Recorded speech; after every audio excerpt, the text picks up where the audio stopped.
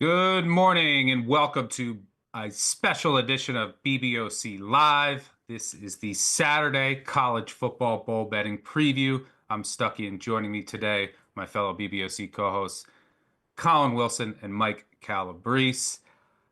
This is a special day because we have the most amount of bowl games we've had in a single day over the past 30 years. So we will give our two best bets out for today and then touch on one marquee matchup between Colorado and BYU in prime time.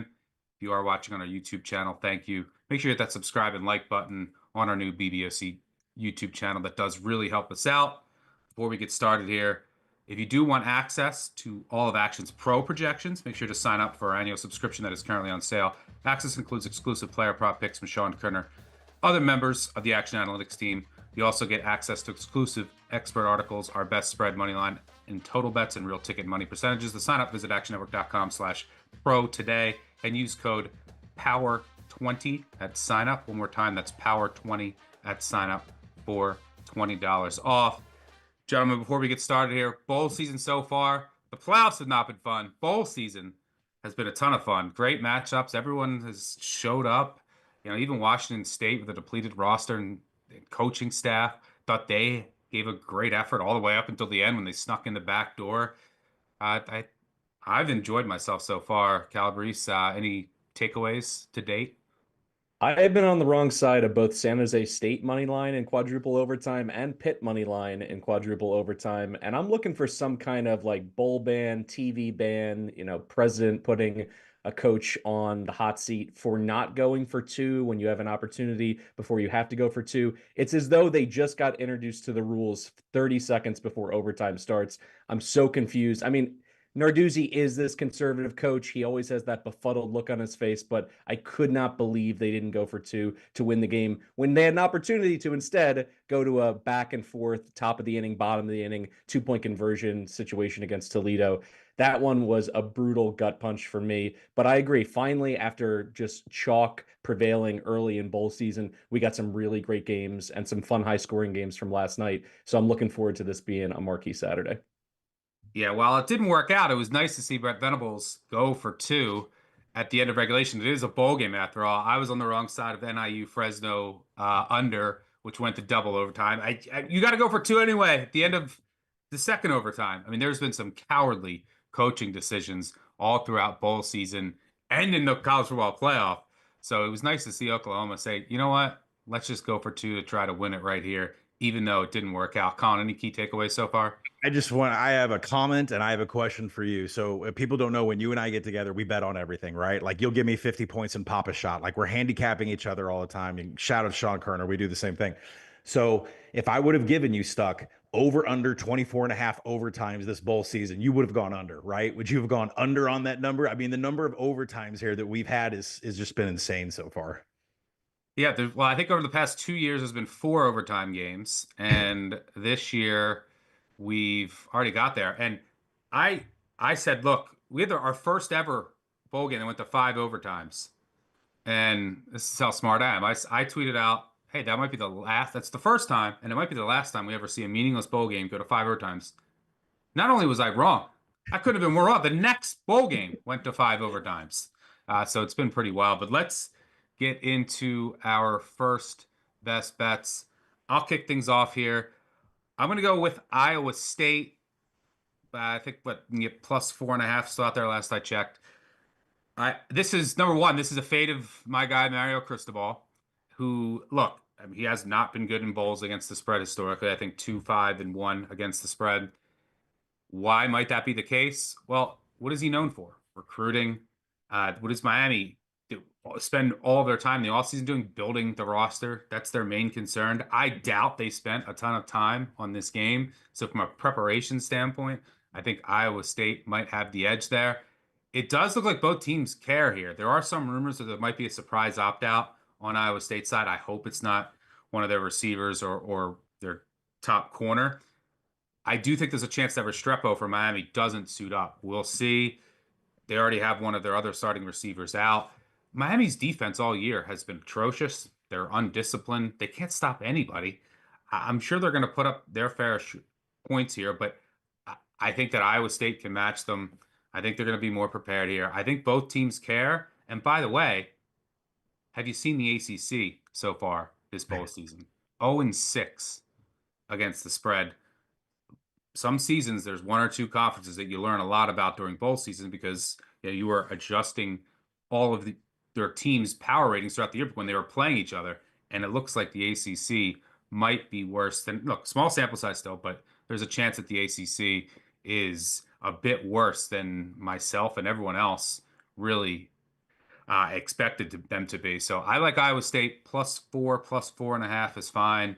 Anything over a field goal, really, I like. Colin, I know that you had some thoughts on why the over might be the look here. Yeah, I do like Iowa State and the over here. Basically, there's no defense going on whatsoever. Iowa State, that 3-3-5 stack is already light on a defensive line with a three-man front. They've got some guys in the transfer portal. How do you rattle Cam Ward? You have to put some havoc on him. Not going to happen here. So when you look at the other side of the ball, oh, plus, by the way, Cam Scadaboo averaged 8 yards per play against this Iowa State defense. There's also Rocco Becht and some explosive wide receivers there, so I like the over. All right, then where are you going for your first best bet? Well, first off, props to you for Vandy over my Georgia Tech. Speaking of how the ACC stinks, so there's definitely one on the board for you in that book. But I'm going to move here to the Wasabi Fenway Bowl, not actually the wasabi that you put on your sushi. I'm going to take UConn. I think that number is going to move here. It kicks off in about 25 minutes. I think it's going to see some steam going the Huskies' way. And really, what you have to look out for: can UConn establish the run, is what they've done all year, and they should be able to. Their tackles, Chase Blundy, Valentin Sen, they are going to play today. They were potential opt-outs. It doesn't matter that running back Darrell Robinson is not there. They have another running back that averages more than 4 yards after first contact. That's Cameron Edwards, over 80 yards in his final 4 games. That UConn rushing attack is going to be there. And without Amari and Hampton going for UNC, we're going to have a little bit of an identity crisis. And like I've tried to tell everybody on our shows and on Twitter, when these teams have new quarterbacks and new running backs and new schemes and interim coaches, it takes at least a quarter for that offense to get going. So let's go ahead and take UConn and get a couple points here before we kick. Yeah, UConn, I think, will be missing a receiver, but who does matter a bit. But the UNC opt-outs are not, and Hampton is massive. I think I think a freshman's at the top of the depth chart now. He is their offense, one of the most underrated backs in the country.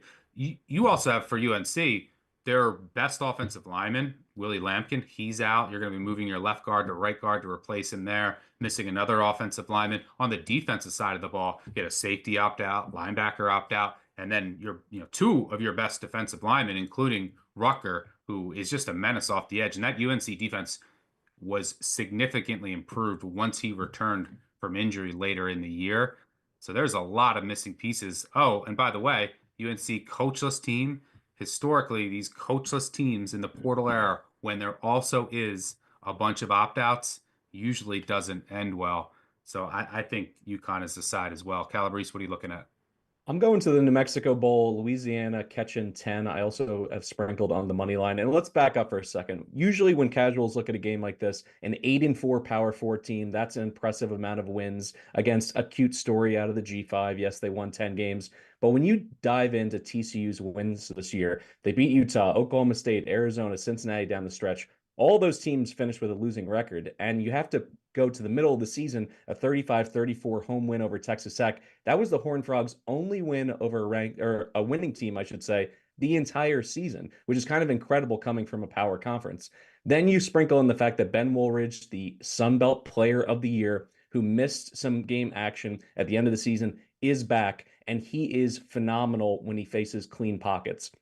He had the 5th highest adjusted completion percentage among G5 quarterbacks when facing a clean pocket this year. And when you look at TCU, their pass rush is non-existent. They drop into a soft zone about 75% of the time, and only teams with really accurate quarterbacks have been able to pick them apart and move the ball downfield. I think that's exactly what we have here with the Raging Cajuns. They have a quarterback like Woolridge to lean on against TCU defense. I think a lot of their passing stats were inflated by facing lousy Big 12 teams down the stretch. So I think this game is off by about 5 points. I know that we've seen some movement.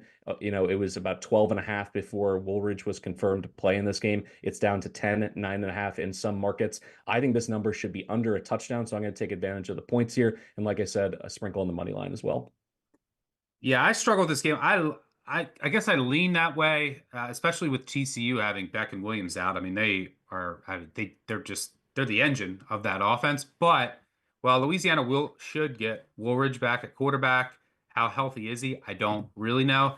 And he's not the only concern. I think they're going to be without 8 other starters. So they just got 2 other starting offensive linemen, including their best offensive lineman got ruled out. 2 of their top pass catchers aren't going to play. And then I think they're going to be without 4 starting defenders. So like the depth of Louisiana, I'm a bit worried about. But I think TCU, their 2 most important players on the offensive side of the ball, outside of quarterback, are both out, and they're both very good players. So, yeah, I mean, I would lean Louisiana's way, but there's a lot of uncertainty in this game, as there is in many bowl games. Good stuff there. Let's move on to our second best bets. I'm going to kick things off. I'm going to go with BYU against Colorado. Some uncertainty in this game, but it looks like, for the most part, everyone's going to play. This is a rare conference matchup in a bowl game. Past 30 years happened one other time. 2017, Colorado State, Nevada, I believe, when they just like ran out of teams and they had to fill out one bowl.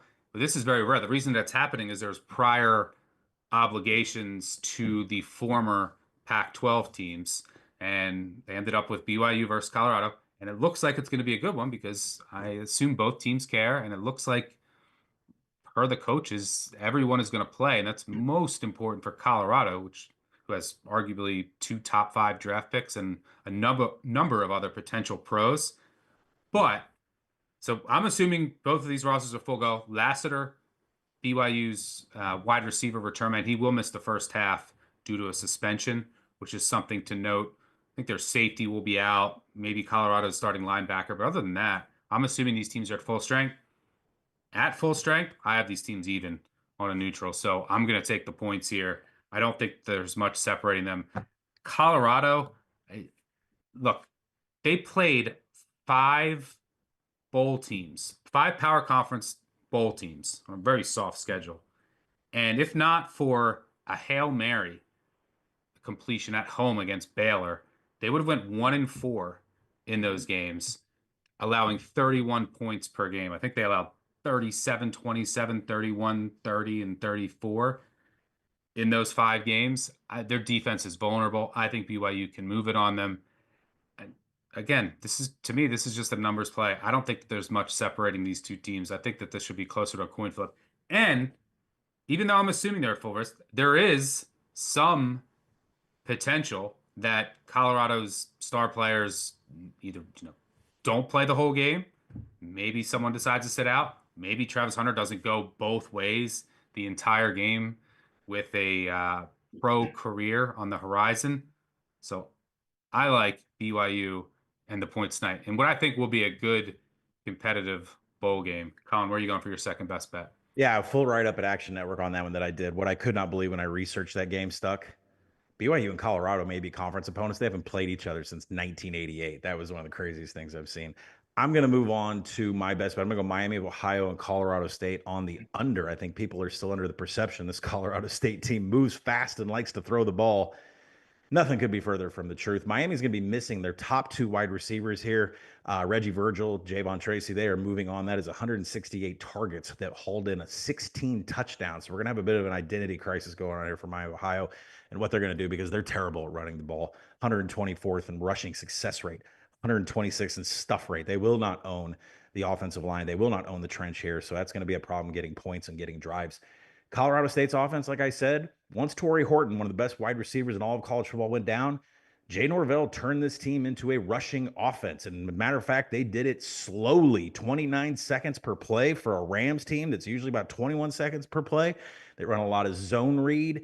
There's going to be a high success rate with that against Miami of Ohio's offense. Not a lot of explosives out of that, but there will be success rate, which means they move the chains. They burn the clock at 29 seconds per play. It is a super low number. I say 41 because it's one of the biggest keys in totals. So if you have to buy it to minus 120, this is one of those instances where you would want to do that. So I like the under here on Miami of Ohio and Colorado State. Yeah, Miami of Ohio down a key offensive lineman. They're shorthanded at corner, which does worry me a bit. But does Colorado State really have the personnel to take advantage? And like you said, pretty remarkable what Norvell has done in terms of just 180ing this entire offense. They went from pure air raid last year to having an offense that looks like Iowa, right? They run heavy, run heavy, run heavy. I mean, it is a complete 180 from what we saw last year. Torrey Horton, their star receiver, is out for the year. They'll be missing another starting receiver as well. So, yeah, this should be a lot of running throughout. And I'm not sure Miami of Ohio has the personnel on the outside to consistently move the ball on Colorado State. You have to throw on them, kind of a pass funnel D. And as you mentioned, they're missing receivers and they can't really run it anyway. So, yeah, I think this one should be ugly. Not a lot of margin for error, but I think you're on the right side there. Cowboys, for your second best bet, you're going against me. Make the case for the Buffs. Yeah, it took almost the entire year of BBOC Live for us to have a head-to-head, but I like the Buffs here, laying the 3.5. Coach Prime is working with a full deck, as you mentioned, and if you listened in to his pregame presser, not only Prime, but also Shador, he went into in-depth answers that showed that he had watched a lot of film on the BYU defense. He was talking about what they do on the back end, the stunts on the front. I think this is the last chance for Deion Sanders to have a showcase game for his top two players, his son and essentially his second son in Travis Hunter. He loves these guys. He wants them to have an opportunity to be in the mix, to be number one overall in the NFL draft. So I do think they're going to play the full way. You saw this with Fran Brown and Syracuse. He talked about, this is a program where we don't opt out. And then you saw the results last night with Syracuse playing their starters for 4 quarters, scoring north of 50. Same sentiment coming out of Colorado's camp. I think there's still a lot of fire and a lot of animosity towards the media saying that there was no chance they were going to go bowling this year. They have a chance to get to 10 wins for the first time since, I believe, 2016. So a lot on the table for the Buffs here in a nationally televised game that's going to have a lot of eyeballs on it, being a ranked matchup against a BYU team that hasn't beaten a team with a winning record since September. Like, what's going on with these Big 12 schedules? There's just been tin cans lined up for a lot of these teams for the past 2 months, and they're going to be throwing into an elite Colorado secondary if everyone plays for 4 quarters. 11th in coverage, 13th in havoc. Colorado's big weakness clearly is in the trenches, and I think the teams that were able to run the ball and commit to the run clearly put up big numbers on the Buffs this year. BYU's just not that team. Yes, they have some talent in their backfield, but they're outside of the top 65 in rush rate. In terms of their, average yards per game, they're not in the top 60 either. So do they kind of go against their own pattern and run the ball more, or do they try to play what they consider to be, their best version of football, which is throwing it out on the perimeter? You mentioned Lassiter is only going to be available in the second half. That means Chase Roberts is going to get locked down by Travis Hunter in the first half of this game, shutting down half of the field. I think this is a chance for Colorado to jump on them early. And if they do, I don't like the game flow for BYU to get back into this. I think there's an opportunity for that Colorado defense to create turnovers and to create havoc. And then finally, I'll get into it a bit in terms of a player prop, but Shador Sanders, when he is not pressured, number 1 adjusted completion percentage in the entire country, and BYU 100th in pass rush. I think that could be very problematic for the Cougs in this one.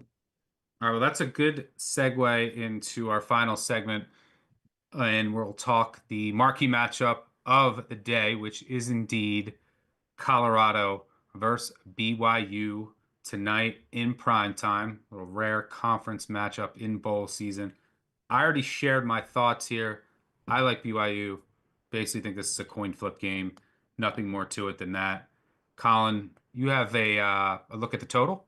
Yeah, we're gonna go under on this total here, and I think the easy, lazy handicap people would throw around is Shador and Travis Hunter just aren't going to play, and if they do play, they're not going to play that much. Well, that is a pretty easy, lazy handicap, but let's get into the numbers here. Shador is going to throw straight into the strength of the BYU defense, which is a secondary that is second in creating contested catches. There will be no easy windows to hit all those targets that Shador has. Shador is 11th in on-target rate. He has been immaculate from making a mistakes, 1.1% turnover-worthy play. He only had 6 mistakes this entire year. But when you look at what BYU runs from a man and a cover 1 perspective, pretty average success rate for Shador going up against that. Colorado's defense on the other side of the ball for Jake Retzlaff to go up against. Robert Livingston, the DC that came from the Cincinnati Bengals, has implemented a 50% man coverage, the other 50% a single high safety and cover 1. That has been a problem for Jake Retzlaff all season. He is 77th in on-target rate. He cannot hit his wide receivers. That's going to be a problem. Also, Colorado finished 24th defensively and limiting explosive passes. I just don't see a lot happening on the BYU side. And that was their main driver this year, is just get those moon balls up in the air, come on down, or they get into scoring position. That's what BYU's bread and butter has been. That's not going to happen. And Shador's got a heck of a defense to go up against from swatting balls out of the way. So I like the under all the way here, and it's not because there could be how much playing time there is for Travis Hunter and Shador.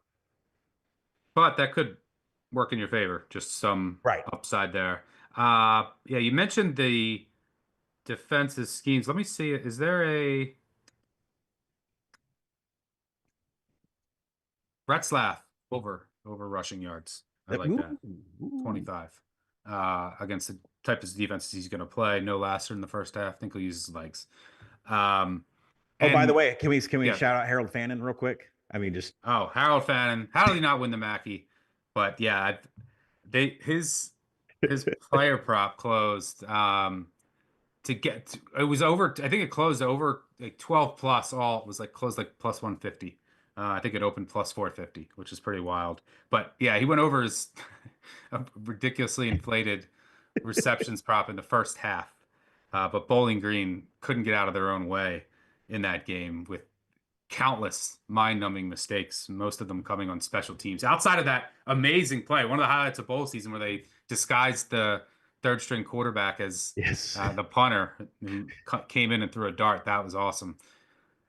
But Calabrese, close us out here. You're kind of going against somewhat what Colin said, and you're going with a Sanders over prop. Yeah, I'm swinging for the fences here. Him to get to 400 passing yards is 4 or 5 to 1 out on the market. I mentioned when he's working from a clean pocket, number 1 in the country in adjusted completion percentage. But you're damned if you do, damned if you don't, because if you blitz him, he's also top 5 in adjusted completion percentage. So really, the teams that gave him problems this year, you just flip on the Nebraska tape. If you can generate a pass rush, the Cornhuskers were top 25 in that metric without bringing extra defenders, then you can really give him a hard time throwing into complicated coverages on the back end. They got beat up in that game, 28-10 loss in Lincoln. But BYU does not have that in terms of their front to be able to generate with 3 and 4 pass rushers. So I still see this as a showcase game potential for Shador. And I think if he's operating from a clean pocket for the majority of this game, he's going to hit big plays. And a lot of it has to do with the fact that while BYU is looking to throw up those moon balls and come up with those one-on-one throws, he's going to throw plenty of crossers and have, Jimmy Horn and Travis do the hard work for him in this game. So I think if this one does go with a higher scoring game where you have both teams playing their starters for 4 quarters, Shador went over 400 twice this season. He almost did it 3 times. I think at 4 or 5 to 1, that's my threshold to make a bet like this. But just from a narrative perspective, in that one-on-one competition with Cam Ward, hoping to generate the buzz going into the draft prep for the next 3 months, you could see him wanting to put on a show. So the fact that it's only 400 and not, some crazy number, I've seen it before from Shador. I've seen them totally abandon the run multiple times this season, even though they were a little bit feistier on the ground in their last 3 or 4 games. But I think they're going to give him an opportunity to throw it 40 plus times in this game. And he's someone that's proven with his yards per attempt average that the math will work out to potentially flirt with 400 plus. All right, good stuff there. I just logged and tracked and sent off message to get in on Retzlaff over rushing yards. Hopefully that comes through. That'll do it for us. Thanks to Colin and Mike for joining me. Thanks to our producers on the back end. Most importantly, thanks to all of you for joining us. Make sure you hit that subscribe and like button. Big Bets on Campus, wherever you listen to podcasts. We will have part 5 of our bowl betting preview come out on Monday, which will include the college football playoff games. Can't wait to break those down. One final reminder, if you do want access to all of Action's Pro projections, make sure to sign up for our annual subscription that is currently on sale. Access includes exclusive player prop picks from Sean Kerner and other members of the Action Analytics team. You also get access to exclusive expert articles, our best spread, money line, and total bets, and real ticket and money percentages. To sign up, visit actionnetwork.com/pro today and use code POWER20 at sign up. One more time, that's POWER20 at sign up for $20 off. Again, that'll do it for us. Thanks for tuning in. Good luck on all of your bowl wagers today and through the rest of bowl season. Enjoy a day with the most bowl games in a single day over the past 30 years. Good luck, and we'll catch you all next week. Cheers.